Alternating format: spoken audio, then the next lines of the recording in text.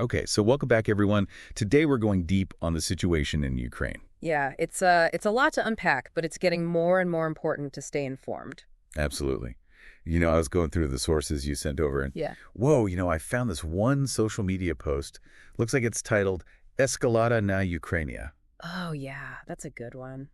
Really sums up the situation pretty well. Yeah, so we'll dig into what's happening on the ground there, but also, Right. how it's affecting things globally. It's pretty wild how much the geopolitical situation is changing. Yeah, and we're going to try to break down what it all means, not just for the war, but for the future, too. Exactly. So one of the first things that stood out to me from your sources is Russia's really ramping up their attacks. Right. Like we're talking missiles and drone strikes hitting Kyiv, Sumy, Zhytomyr. Yeah, and unfortunately, that's leading to a lot of casualties, too. Yeah, it's really heavy stuff. It's easy to get caught up in all the analysis and forget the human cost of what's happening. Yeah, you're absolutely right. We can't lose sight of that. Definitely. And on top of that, Russia is actually gaining ground. Yeah. Places like Chasiv and Velyka, Novosilka. Yeah, it's their biggest expansion since December. Wow, that's got to be a concern. Right, definitely. If they manage to hold those areas, it could give them control over key supply routes. Really? Yeah, and that could make it much harder for Ukraine to defend its eastern territories, potentially a turning point in the conflict. That's worrying. Do you think this means Russia's changing their strategy? Are they getting more aggressive? Possibly, yeah. I think we need to look at these advances alongside other things that are happening, like Right. that UN Security Council resolution you mentioned. Yeah, it's kind of wild, right? Because they didn't actually blame Moscow directly for the escalation. Yeah, it's definitely unusual. It makes you think the international community is trying to be careful, not provoke Russia too much.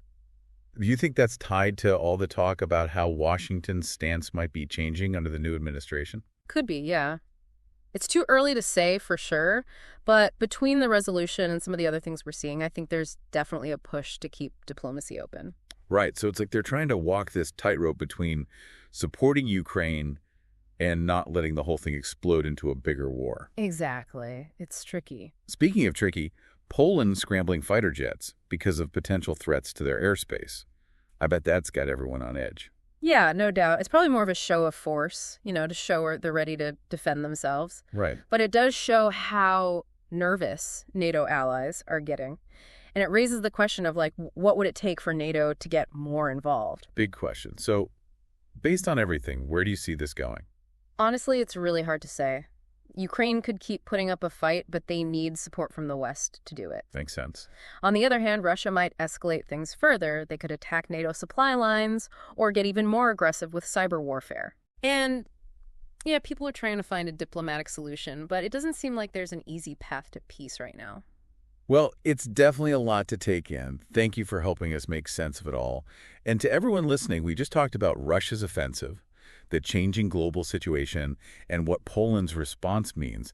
You're really interested in the historical side of this kind of thing, right? Yeah, I find it fascinating. So this might get you thinking.